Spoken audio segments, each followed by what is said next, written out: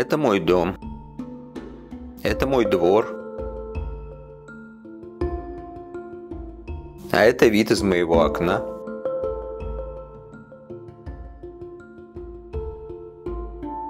А это полиция пришла за мной, чтобы заткнуть мне рот, чтобы лишить меня свободы, чтобы я не смел даже подумать о том, чтобы говорить правду. А это Невский проспект, главная улица моего любимого города Санкт-Петербурга.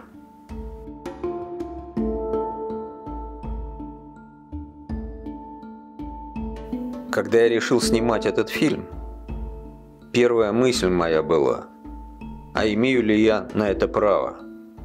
После тех страшных трагедий, того ужаса, который обрушился на украинский народ. Имею ли я право говорить о тех мелких личных страданиях, которые выпали на мою долю после убийств украинских детей? Не знаю. У меня нет однозначного ответа на этот вопрос. Кто-то уже говорил о том, а может ли искусство существовать после трагедии Холокоста, после концлагерей и газовых камер.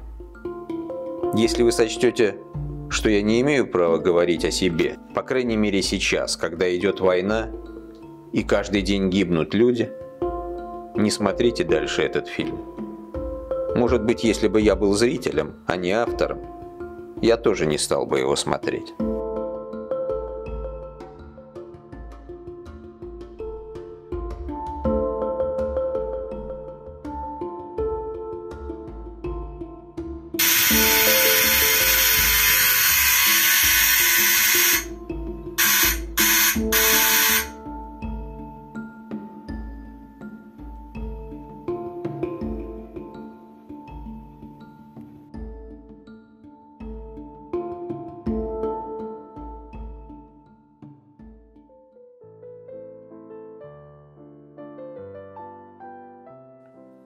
А это мой прадедушка.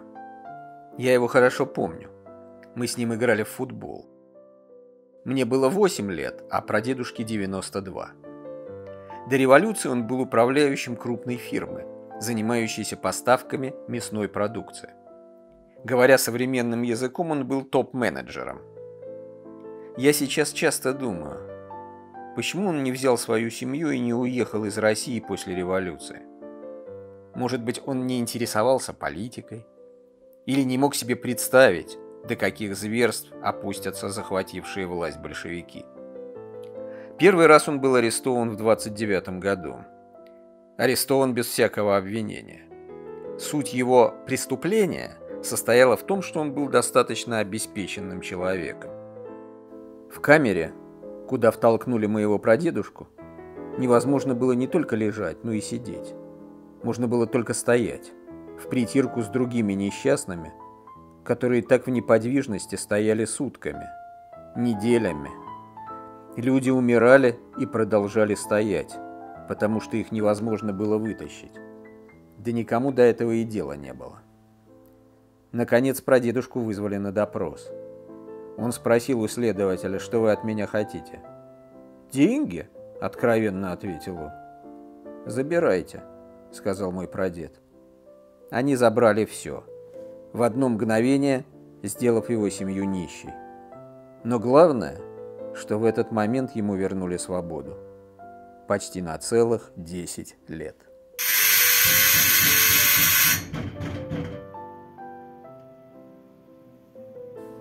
А это они пришли уже во второй раз.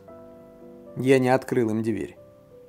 Они позвонили в квартиру соседей, сказали, что на меня поступил сигнал. Или, говоря по-простому, донос. Как все это по-нашему? По-российски. Помните у Довлатова? Мы без конца проклинаем товарища Сталина, но кто же написал 4 миллиона доносов? Соседка сказала мне, что полиция просит меня явиться добровольно. По-хорошему. Но в мои планы это не входило. Пришлось скрываться на квартирах у друзей, знакомых. Кстати, забыл представиться. Меня зовут Константин Селиверстов. Я кинорежиссер. Мой фильм «Патриот», высмеивающий путинских ура-патриотов, вызвал гневную реакцию тех, кто узнал себя в этой сатирической картине.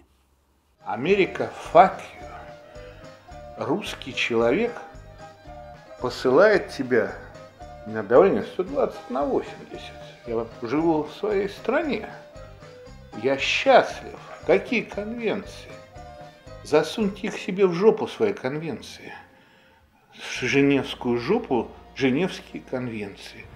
Все возрождается, и промышленность, и здравоохранение, и индекс ВВП, все растет, и социальные условия, и жилищные для людей сейчас везде улучшаются. Все люди ездят на дорогих машинах, могут себе позволить, уже никто практически не ходит пешком, вот, все пересаживаются на личный автотранспорт, все как в Германии. В свое время, когда Гитлер пришел к власти, сейчас и в России, вот, все хорошо. Крымна! Крымна!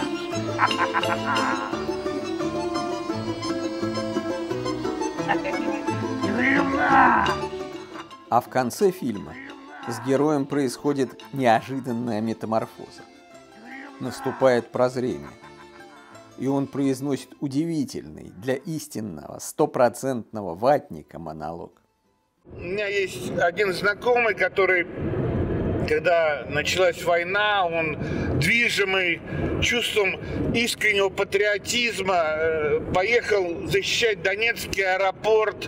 При этом у него дома осталась жена беременная, и еще там, по-моему, дети были маленькие. И погиб, защищая этот Донецкий аэропорт. А вот так вот в итоге, вот он погиб.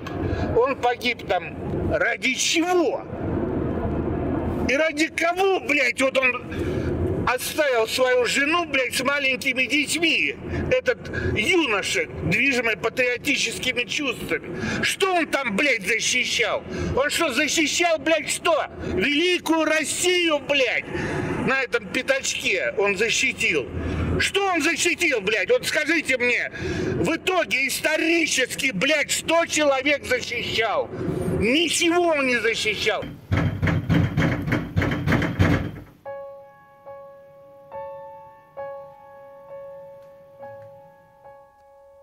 Это моя маленькая дочка Леночка. Ей 3 годика. Когда стражи порядка колотили в мою дверь, она тихо, мирно смотрела мультики. В какой-то момент она посмотрела на меня с немым вопросом. «Почему же ты, папа, не хочешь впустить гостей? Разве не видишь, как им не терпится зайти к нам на чашечку чая? А может быть, эти гости хотят поиграть со мной? Папа, это точно не к тебе, это ко мне пришли гости. Открой же им, папа, открой. Почему ты, папа, такой негостеприимный?» А это моя бабушка. Она родилась в 1914 году. Занималась балетом.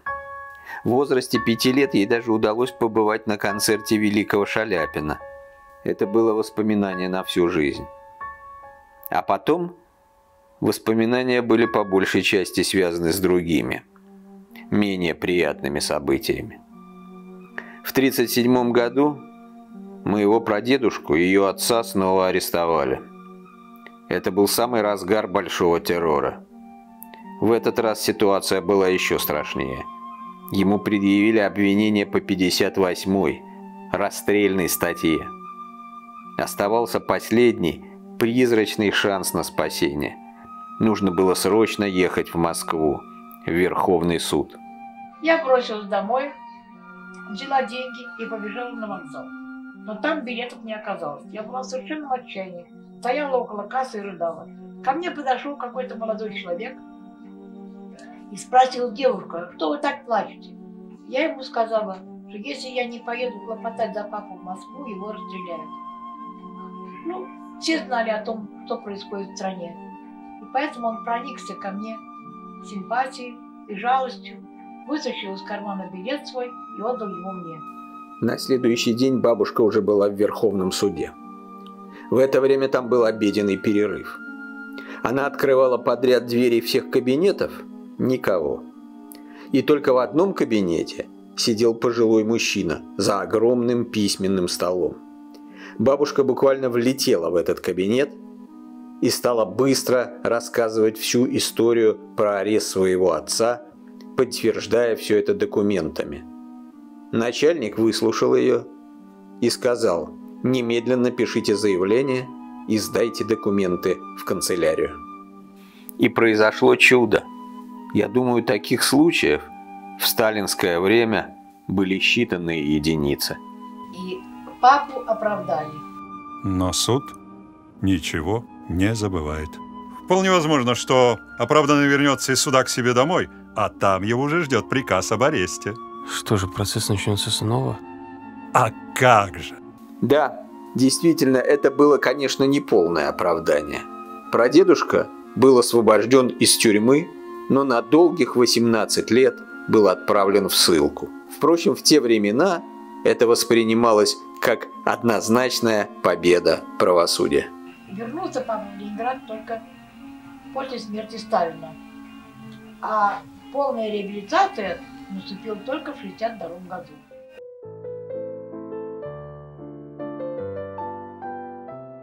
Все мы знаем из истории, как Ленин скрывался в шалаше в разливе от ищеек Временного правительства. Это, как говорится, исторический факт. Не думал я, что мне когда-нибудь придется последовать примеру незабвенного Владимира Ильича. Вот сейчас как раз вы видите Леночку. Папа снимает ее на камеру. Она, к счастью, не понимает, что папа не может жить у себя дома, не может жить нормальной жизнью, воспитывать свою маленькую дочку, потому что власть в стране захватили бандиты, для которых свободные люди, люди, говорящие правду, являются главными непримиримыми врагами.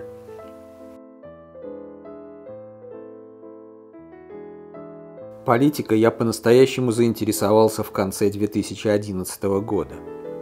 В декабре прошли выборы в российский парламент, которые были нагло сфальсифицированы властью, чтобы обеспечить победу пропутинской партии «Единая Россия». В ответ сотни тысяч людей по всей стране вышли на улицы. Я был на всех протестных акциях, снимая на видеокамеру, чтобы сохранить эти события для истории.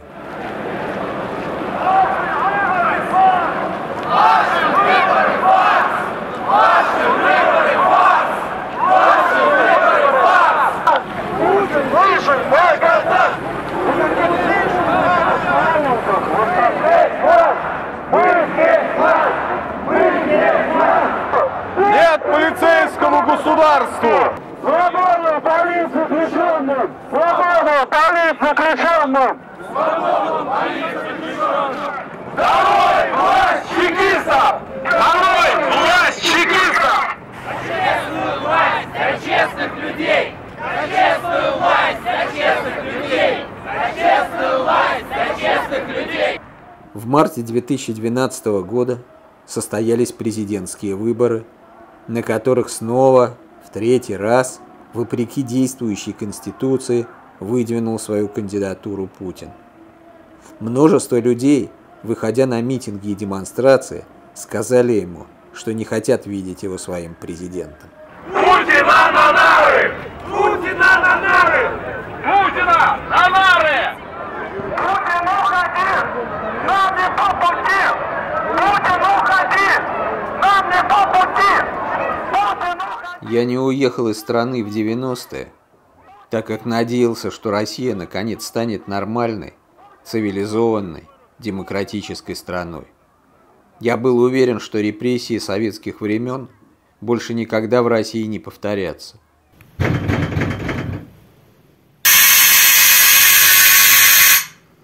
Ну, увы, я ошибся. Вот они, добрые молодцы, путинские опричники. Гойда! Гойда!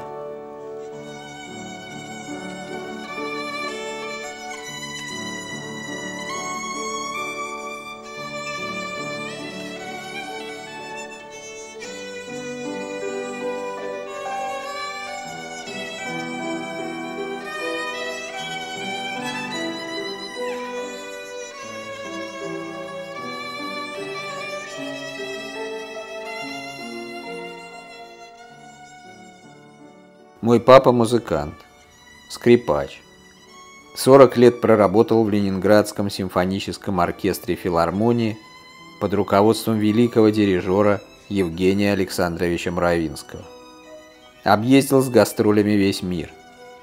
Я вспоминаю сейчас далекие 80-е годы.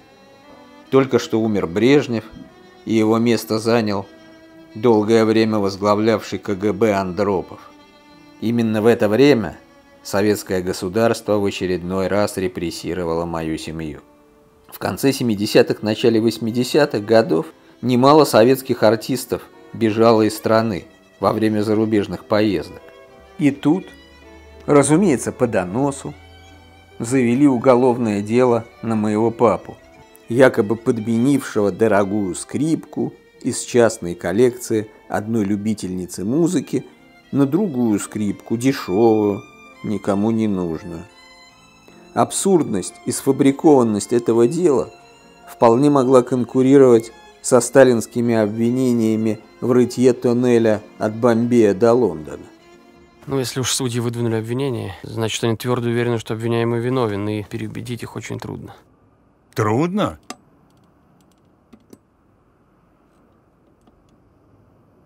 Да их переубедить вовсе невозможно. Защищал папу известный ленинградский адвокат Олег Валерьянович Дервис. Спустя много лет он напишет замечательную книгу, в которой целая глава будет посвящена делу моего папы.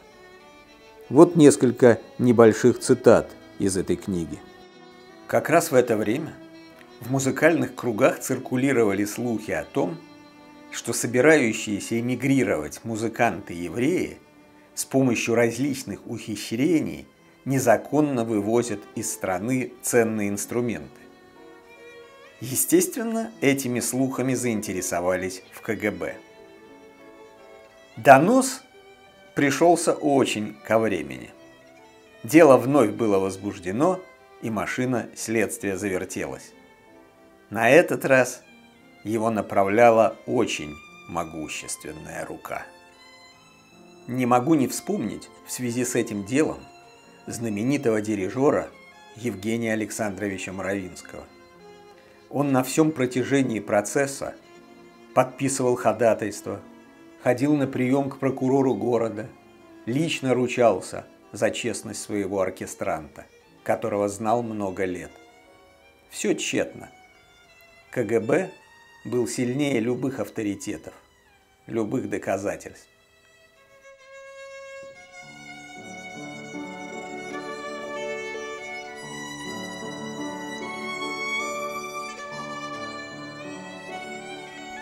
Я много размышлял об этом. У моего папы, у моего прадедушки не было никаких шансов на справедливость. Рассчитывать можно было только на чудо.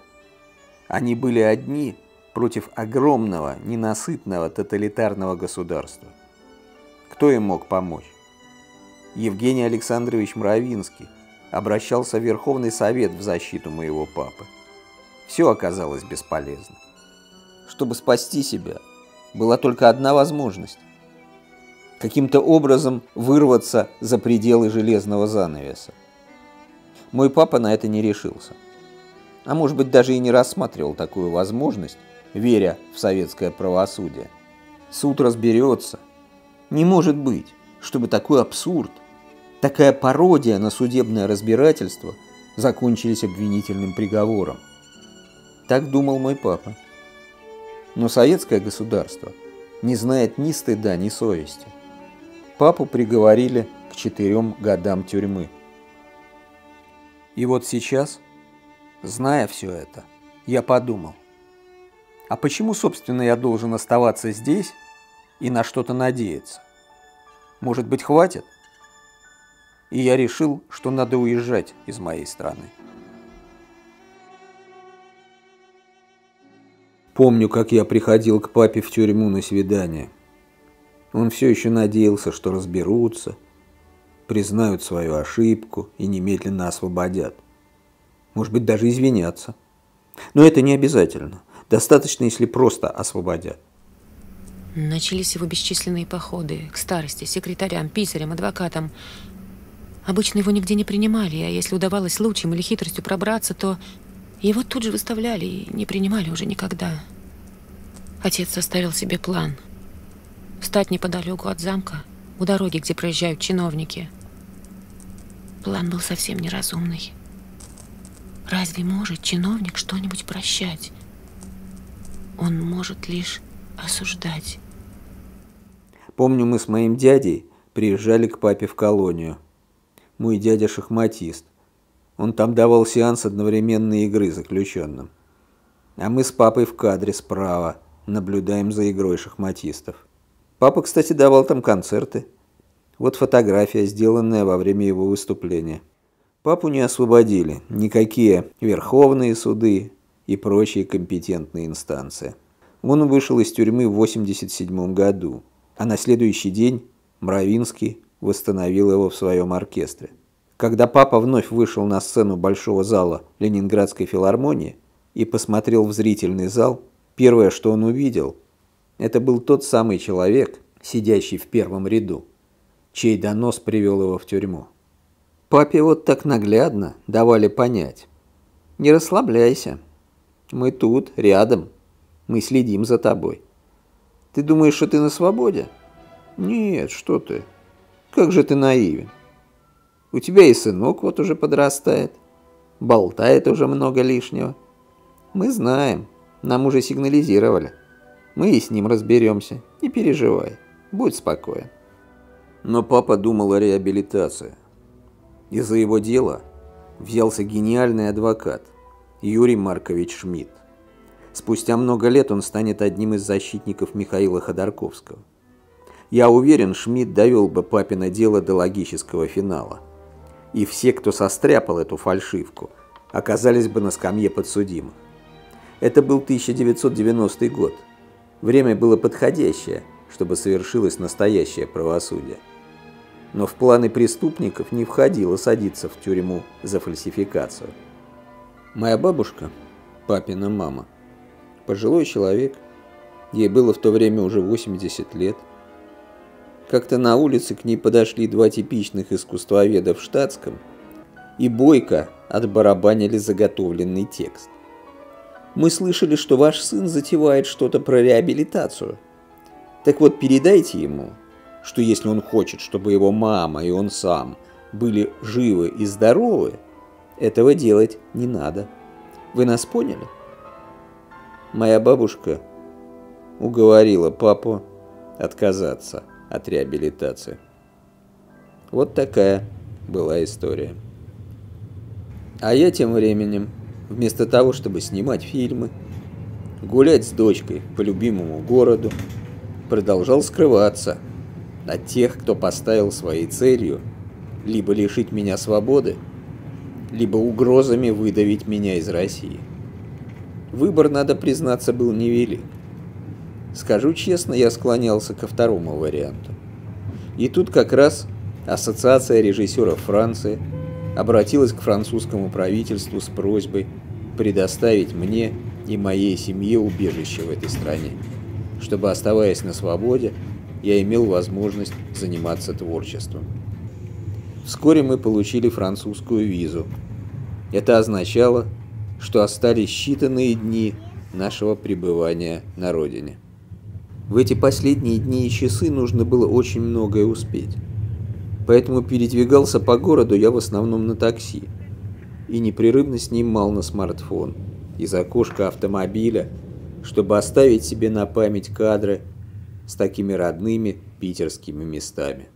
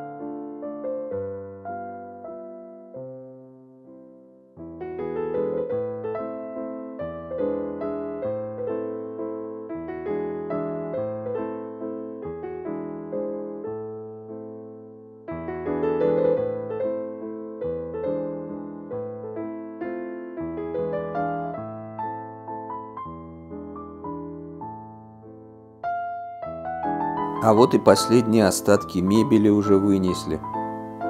Квартира опустела. А ведь когда-то...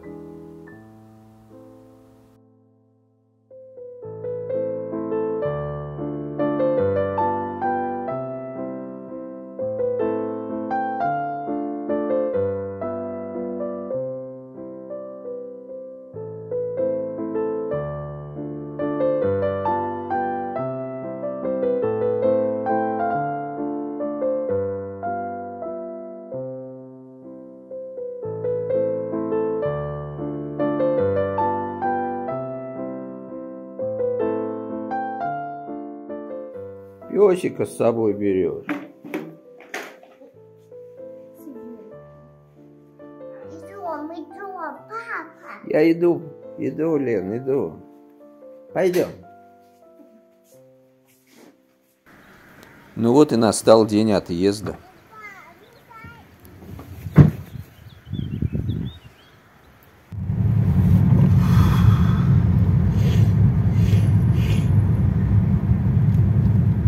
Последние минуты в Санкт-Петербурге.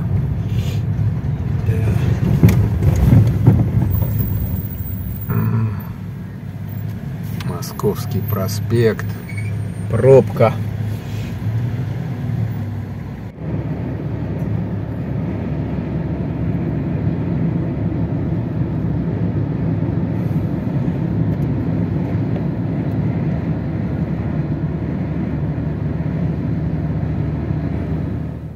Первые минуты в Европе. Эстония. Зал ожидания. Мы в безопасности. Мы свободны. Но мы это еще не осознаем. Отсюда, из Нарвы, началось наше путешествие во Францию. Что ждет нас на чужбине? Помню слова моей бабушки, для которой Ленинград был даже больше, чем родным городом. Был чем-то таким, без чего жизнь невозможна. При всех тех ужасах и мерзостях, которые творила преступная советская власть.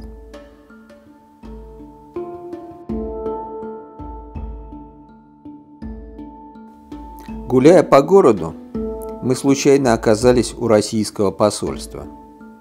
Иногда, наверное, полезно нашим чиновникам почитать, что думают о стране, которую они представляют.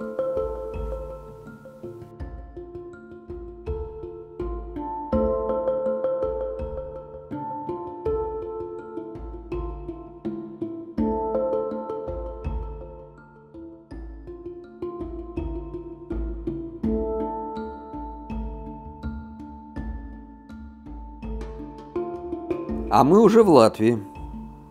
Это наш друг Феликс. Он любезно предложил доставить нас на своем автомобиле во Францию. Наша роуд-муви состоялась во многом благодаря ему. Пикник на обочине.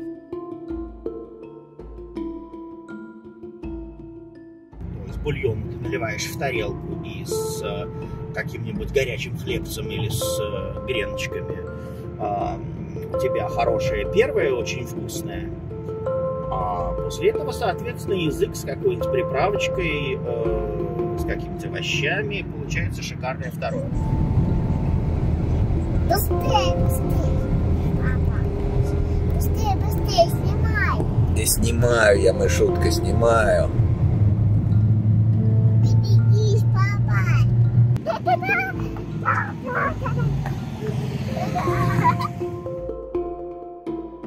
Мой бывший однокурсник, живущий 30 лет в Германии, все свое свободное время тратил на то, чтобы объяснять либеральным недоумкам, таким как я, живущим, заметьте, в России, как нам повезло с Путиным и какой он испытывает восторг, думая о России. А в Европе дела обстоят как раз наоборот. В ответ на мое предложение не мучить себя и вернуться на родину, в лоно партии «Единая Россия», он тут же замолкал, начинал часто моргать глазами И его взгляд очень красноречиво говорил: «Послушай, я же патриот, но я же не сумасшедший». Куда вы едете? Кому вы там нужны? В Европе своих таких девать некуда. Полиция к вам приходила. Не смешите. Путин вас испугался. Да у Путина есть поважнее дела, чем ваши пасквили на Россию изучать. Будете там, в этой Европе, плакать горючими слезами, будете проситься назад, на коленях приползете. Но мы вас обратно не примем. Нам не нужны предатели. Вот такие тексты время от времени раздавались нам вслед. Ну что ж, значит, есть и такая Россия, и именно от нее мы уезжаем. Потому что мы несовместимы с ней. Да вали ты в свой капиталистический рай, в свой Израиль, в свою страну, Америку в эту. Куда ты там хочешь уехать? Уезжай ты, ради бога. Я себя чувствую некомфортно в России, некомфортно даже в родном городе. Всех, кто против, пожалуйста, вон отсюда, вон из моей страны, любимой, родной. Не нравится тебе Россия, матушка, где ты родился? Не нравится? Так иди отсюда нахрен, не хочешь ей служить. Я даже примерял на себя возможный отъезд, но здесь сложно. Во-первых, это мое родное, почему я должен уезжать? Ой, я чувствую себя очень комфортно в России. Я так комфортно себя чувствую, даже не знаю, как сказать, насколько я комфортно себя чувствую.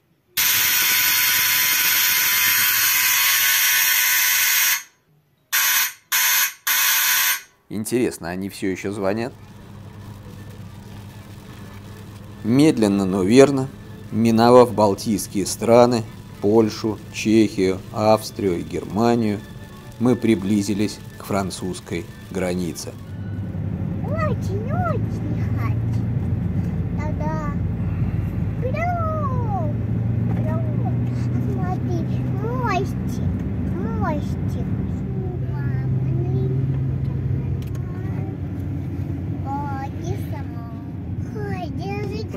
Петроградка. Типичная Петроградка. Почти что Петроградка. И вот, наконец, мы во Франции. А я все равно мысленно возвращаюсь на свою родину. В последнее время в России мне часто давали один и тот же совет. Не высовывайся. Сиди тихо. Пережди это смутное время. Настанут и другие времена, и ты успеешь еще наговориться и фильмов своих наснимать. А сейчас затаись. Ты должен быть незаметен. Пусть о тебе все забудут. Вот как раз те, о ком забыли, они и при Сталине выжили. И сейчас тем более выживут. Ну как объяснить людям, дававшим мне эти, в общем, с житейской точки зрения правильные советы, что молчать – это ведь все равно, что согласиться.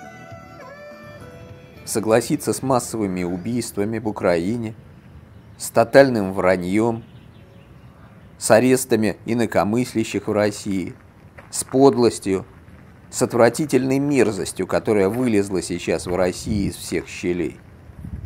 Как же можно промолчать? А как быть с совестью?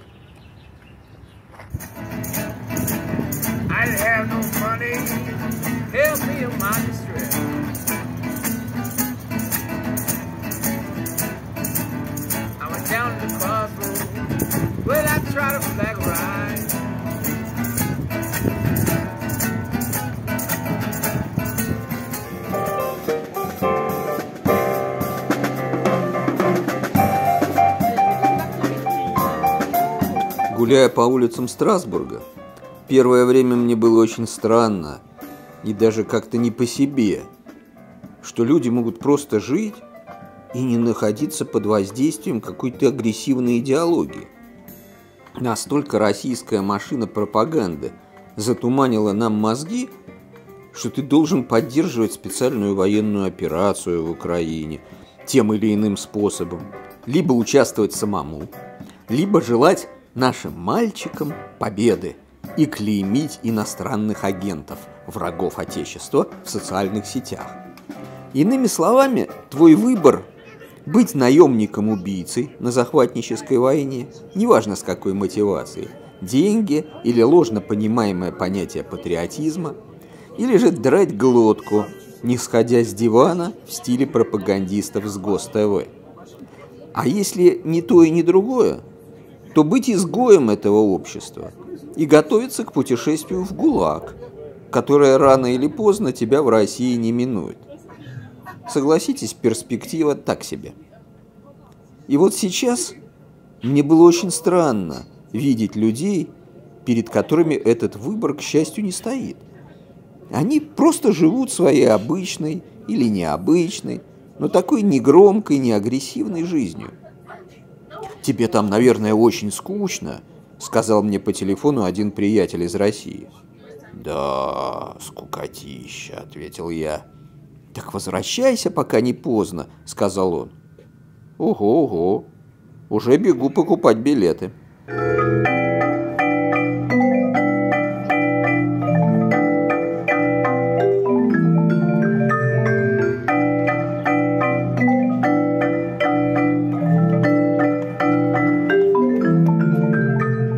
Что больше всего потрясло меня в Европе, меня, человека, всю жизнь прожившего в условиях несвободы, в условиях, когда каждое твое неосторожно сказанное слово могло быть источником большой беды. Озвучивать я его не могу, свое мнение правдиво. Почему? Потому что сейчас есть законы, по которым, если я буду говорить, меня могут сами понимаете, куда и на сколько лет. Зачем тогда мне это? У меня дети. Так вот, потрясли меня не 250 сортов сыра и колбасы, а как раз эта удивительная атмосфера свободы. Это непередаваемое ощущение почти мгновенно свалившегося с тебя груза из совковых страхов и комплексов. Какое все-таки счастье быть свободным человеком и ничего не бояться. Хотя, мне, разумеется, возразят, и, наверное, справедливо, что полной свободы нет нигде. Да, это так. Но все, как говорится, познается в сравнении. Я приехал из путинской России образца 2023 года. И мне есть с чем сравнивать. Нет, ты вот поживи в этом говне, вот как мы живем, дошираком попитайся. Вот это подвиг. Со своими мыслями обо всем происходящем, которые у тебя есть. Патриотизм в России – это жить в говне и радоваться этому, и передать этот опыт подрастающему поколению. Тактика путинских стратегов состояла в том, чтобы заставить людей поверить в то, что от них ничего не зависит, что они все нули, тупое стадо, что они не граждане своей страны, ответственные за свою судьбу и судьбу своих детей, а просто какой-то никчемный сброд, лишенный чувства собственного достоинства. И надо признать, у граждан начальников получилось. И от нас, ни от единого человечка ничего не зависит. Протестуй, не протестуй, убивай, не убивай, насилуй, грабь, что угодно ты можешь, пляши, пой, пиши книги, там, посты в социальных сетях. Ничего не изменишь, ничего не изменишь, абсолютно. Поэтому радоваться жизни.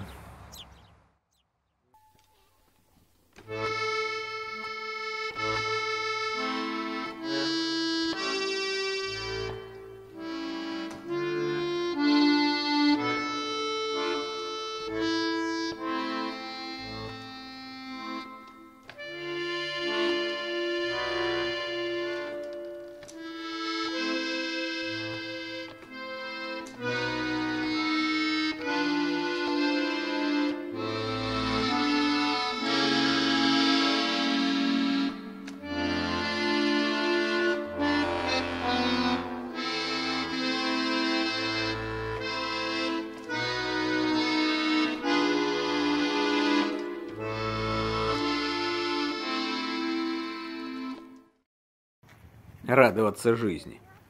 Прекрасный совет. На этом можно было бы и закруглиться. Но я все-таки кое-что пожелаю. А желаю я всем нам, прежде всего одного, чтобы этот мрак над Россией поскорее ушел в прошлое. И это обязательно произойдет. Когда-нибудь точно произойдет. Но уже без меня.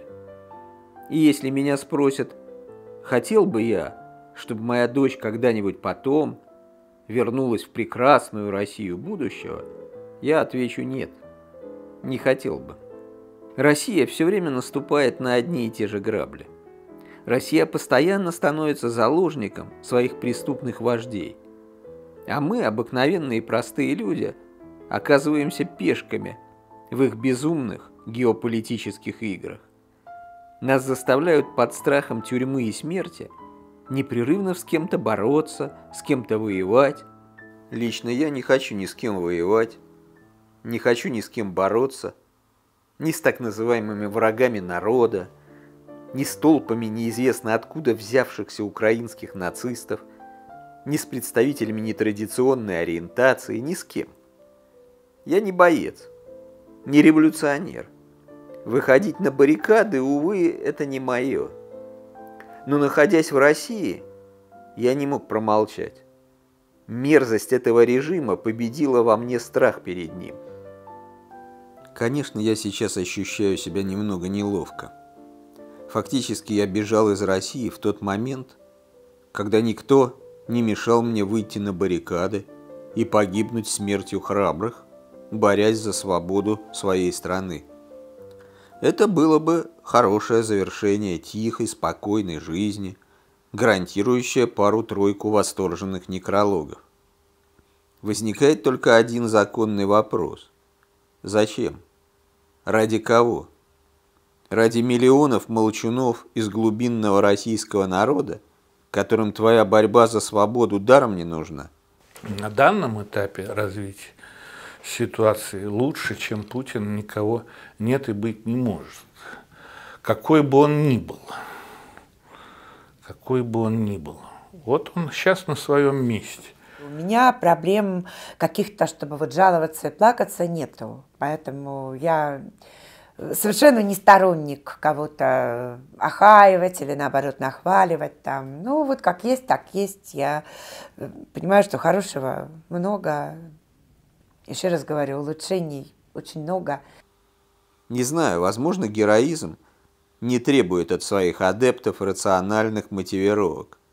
Значит, я, увы, не герой. Мне стыдно, но это так. Леночка, доченька моя любимая, мне так хочется видеть, как ты растешь, взрослеешь, читать с тобой книги, вместе слушать музыку, смотреть фильмы и обсуждать их.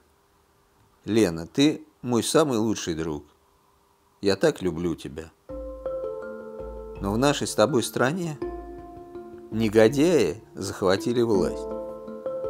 И я почему-то не хочу сидеть в тюрьме за то, что называю негодяев тем, кем они на самом деле являются. Негодяями. Но когда-нибудь режим падет. И я все-таки опять и опять надеюсь, что мои соотечественники наконец поймут глупость и бессмысленность непрерывной войны. И я лично мечтаю, чтобы на вопрос, что ты делал всю свою жизнь, можно было бы так скромно, по-простецки ответить: я жил, черт возьми. Я просто жил.